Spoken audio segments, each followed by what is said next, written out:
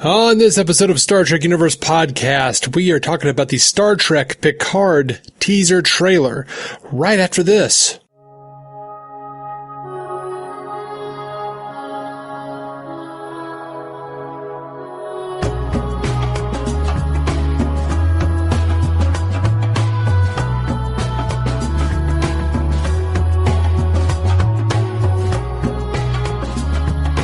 Welcome to the Star Trek Universe Podcast. My name is Matthew Carroll. I am David C. Robertson. Hey, Dave, we got a trailer to talk about, my friend. We do. I am excited for the same reason I've been excited the whole time. It's Picard. That's it. That's really it. Yeah? I don't know that anything in this trailer lights me up, but it still lights me up that much just because it's Picard. It looks great. It looks beautiful. Yeah, I think the cinematography looks fantastic. I was really hoping we would get to see something akin to All Good Things. I'm happy to see the vineyard. All right. Right. Because I like that at least some version of that future happened. Yeah. And I do like the idea that Picard sort of retires to those vineyards to, like, mine them in the absence of his brother Robert. Right. And we got a lot of sort of backstory in the voiceover. And I'm assuming they're talking about the destruction of Romulus. That's what I would assume. They've mentioned in they say, I don't know if you have notes on exactly the wording or just have a better memory than me. I know that's true. But they say something to the effect of, he lost something, or he led the greatest rescue armada ever, which I'm assuming is the rescue armada to rescue all the Romulans from the exploding star. Perhaps. And then, the unimaginable. The unimaginable happened. Mm-hmm. And then we did that. What did he lose? Did he lose his faith? In us? In himself? So, I don't know. There are definitely going to be mixed, feelings about using the, destruction of Romulus and the events that are portrayed in basically only in those comic books from the Kelvin time, the Kelvin series prologue comic books. Well, we don't really know how much they're going to draw from those comics. Sure. I mean, Alex Kurtzman did co-write that with Roberto Orci. Right.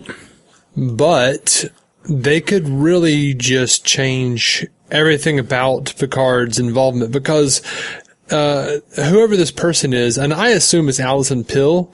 I might be completely wrong. It might be, Michelle Hurd or somebody else, but she sounded like Alison Pill to me. It might not be, but I am very excited that Alison Pill is in this show. I've seen her in like 2 or 3 things, most notably Scott Pilgrim versus the World and The Newsroom.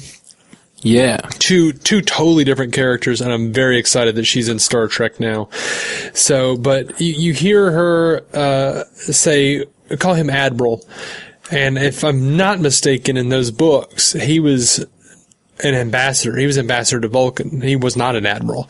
So I'm not sure they're going with that. And I would need to go back and look at that story again. In fact, I meant to do that before we talked about it. Okay. Ambassador to Vulcan? I thought not to Romulus? Maybe he was ambassador to Romulus, but I thought he had taken over Sarek's old position. Okay. Interesting. Or something. I don't know. I'm not comfortable with this. Okay. I need to go back and look. We'll need to go back and read those books again. My memory is failing me. I have Ben D syndrome. It's hard to really even discuss because this trailer is so sparse on the details. It's hard to discuss what is going on without those comic books almost at this point, because at this point we have no idea what they're talking about based on what's been on the TV show up till now. Yeah. I mean, we have heard that the destruction of Romulus will feature heavily. That's true. But again, that's like meta stuff from the interviews and stuff. We don't know what's going to happen.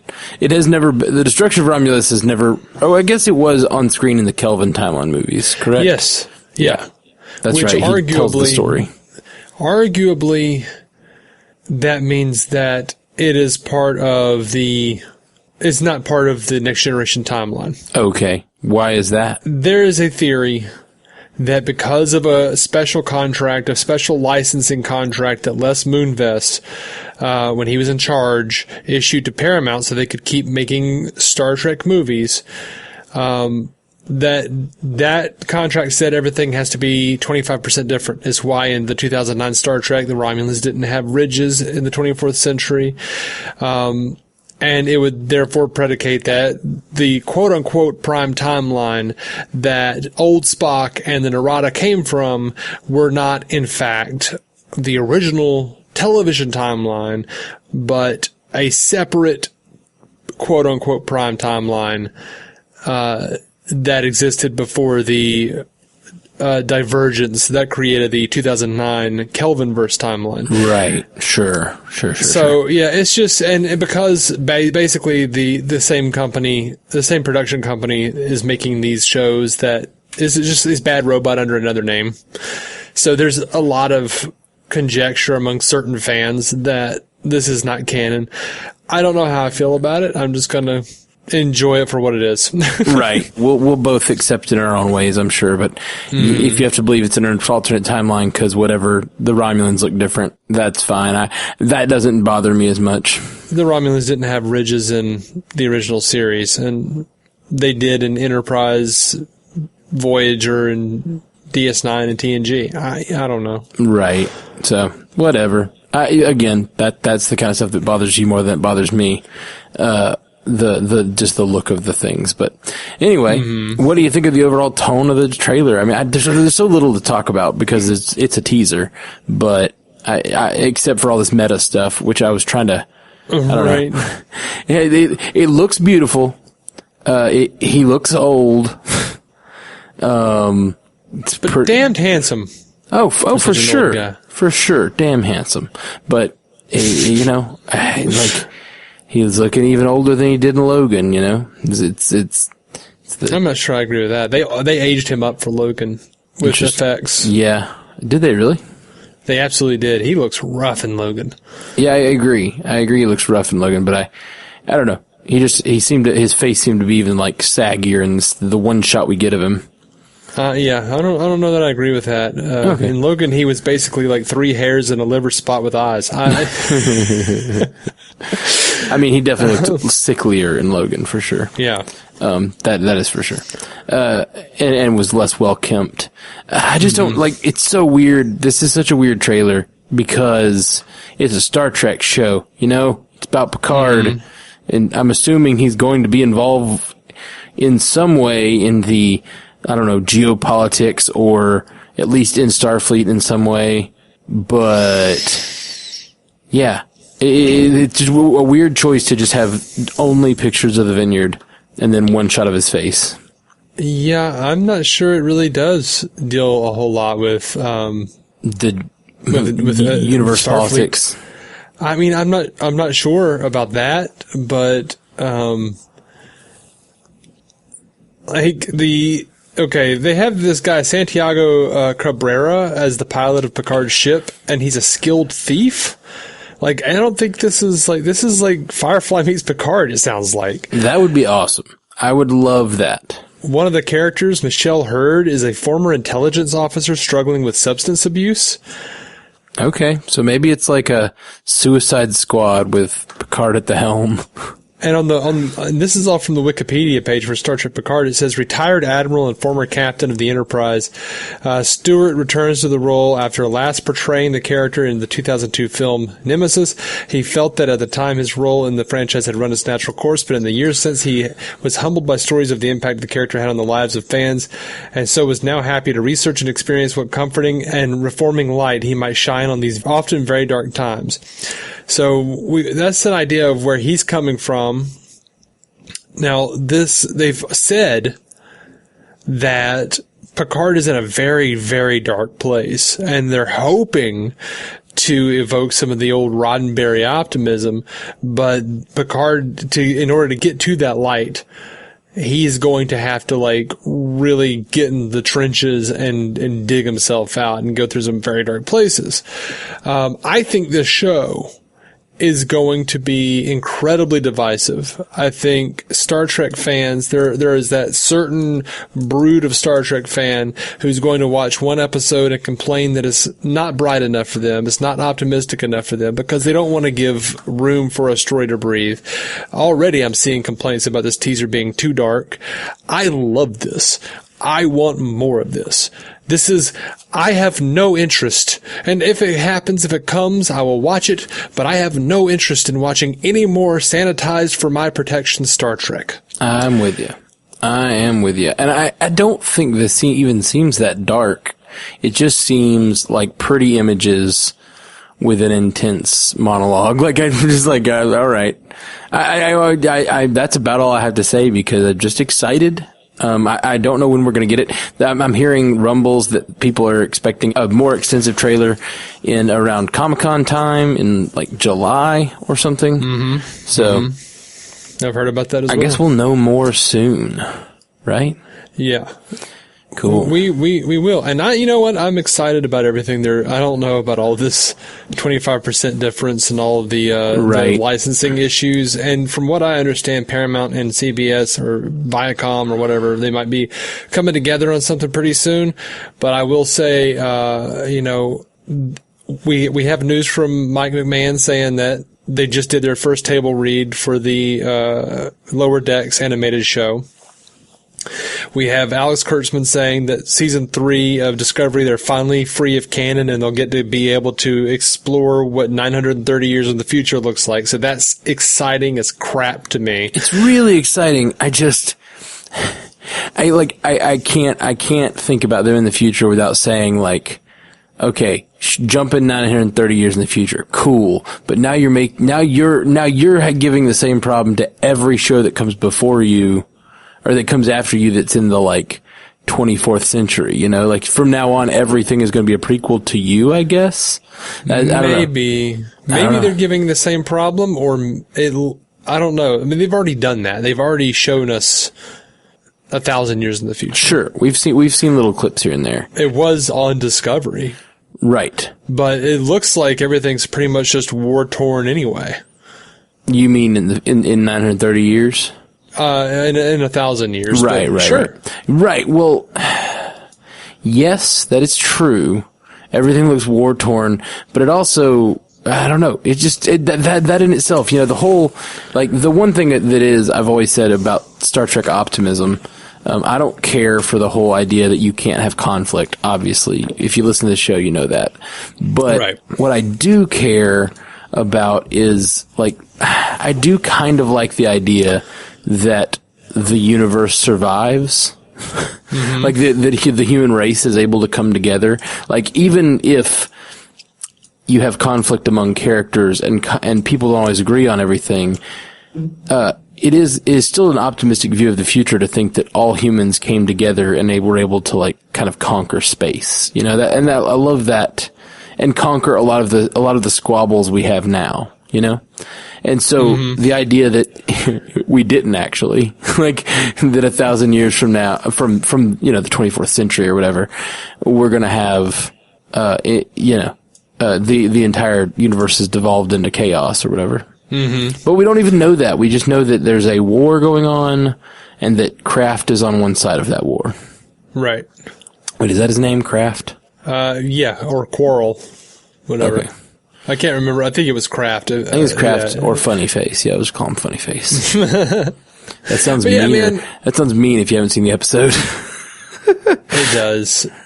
But I'm super excited about Star Trek Picard. I'm a little disappointed because they adamantly said it was not going to be called Star Trek Picard, and they lied to us. I think they just said, like, it's not going to be called that.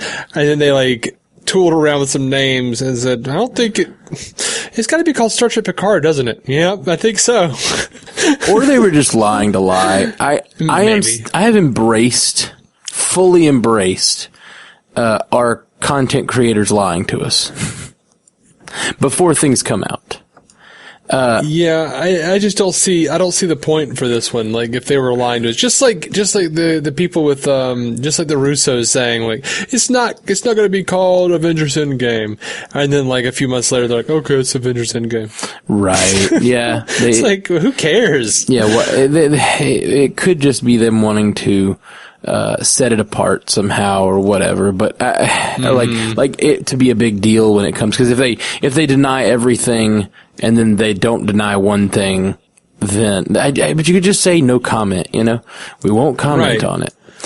But what I always loved when I was growing up as a kid is, like, in the end credits, like, you would see you would see the logo for the next movie. It was like, Superman will return in Superman 4, The Quest for Peace. And you're like, yeah! I mean, of course, that movie sucked, but still, like, it was enjoyable. Like, they should have just said, the Avengers will return in Avengers Endgame. How badass would that have been? I agree. Me and Jeff over on the MCU cast, came up with, here is how I think Endgame should have ended. It should have ended with that after the credits. Instead of an after credit sequence after Endgame, it should have ended with, that, but for, like, the next 10 movies. Oh, wow. That's what I wanted. That El Capitan theater moment that they gave to all those fans who they told the next 10 or 15 movies to or whatever? Like, 5 years ago? How amazing would it have been if every nerd is sitting there watching Marvel, watching Endgame, and then the movie ends, we all wait because we all know to wait, and instead of giving us a teaser or a trailer, it just says, like, Spider-Man will return in Spider-Man Far From Home, Ant-Man will return in da-da-da-da, and then gives a date, and then, like, this person will return in this and gives a date, and how cool would that have been? Every person all over the country would have been getting that same, like, El Capitan moment. Mm-hmm. I think that would have been, like, the best move ever. That would have been great, but it would have made the movie feel way less like a series finale than it should have. I agree. And that's why they didn't do any kind of teaser. So, like, I approve that. Like, I think it's fine. But I just think the idea of all of the entire theater, like, standing ovation, like, just for a bunch of titles coming up, that'd be awesome. Mm-hmm. Yeah. Everyone having that same, like, cheery, super exciting experience that one group got to have that one time. Yeah, I think it would have been awesome, but I'm also really happy they didn't do it, because I really wanted it to be what we got at the end. Yeah, like, that was good. It was good. It was really good. Not really complaining. I don't want to get spoilery because, this is a Star Trek show. Maybe someone hasn't seen it. Sure. Absolutely. No spoilers here. No Marvel spoilers here. Yeah, but, we got Kurtzman saying that their mandate for the Picard show is to make it a psychological show. They're making it a character study about Picard and, what happens when circumstances have conspired to not give him the happiest of endings. That sounds very divisive, very dark. Yeah. Hopefully there's some optimism, but I want that. It feels like independent movie Star Trek, and that is just all up in my shit. Yeah, man. That sounds awesome. I'm 100% in for sure. Well, I think that's about all. We just wanted to hop onto a quick Star Trek Picard trailer talk because we haven't been able to do as many of these lately with Dave's new job, and I don't know. This was something we could do real quick, but we'll be back real soon. We're trying to work out some way to get into some more kind of old historic episodes of Star Trek. If there's anything you guys want to hear, if there's particular episodes or particular movies or whatnot that you guys want to hear us talk about, let us know on the social medias. We're Star Trek UCast all over the, the universe. So absolutely. Check it out. We'll be back real soon. Live long and prosper. To reach out to us, hit us up at StarTrekUcast.com, at Star Trek UCast on Twitter, or search for the Star Trek Universe Podcast on Instagram or Facebook. And if you want to hear more from David C. Robertson, search for the DC On Screen podcast in your podcast app now, or go to maladjusted.tv for his comedy sketches. If you want to hear more from me, Matthew Carroll, search for the Marvel Cinematic Universe Podcast or the Orville Universe Podcast in your podcast app, or check out my music. Just search for Matthew Carroll wherever you listen to music.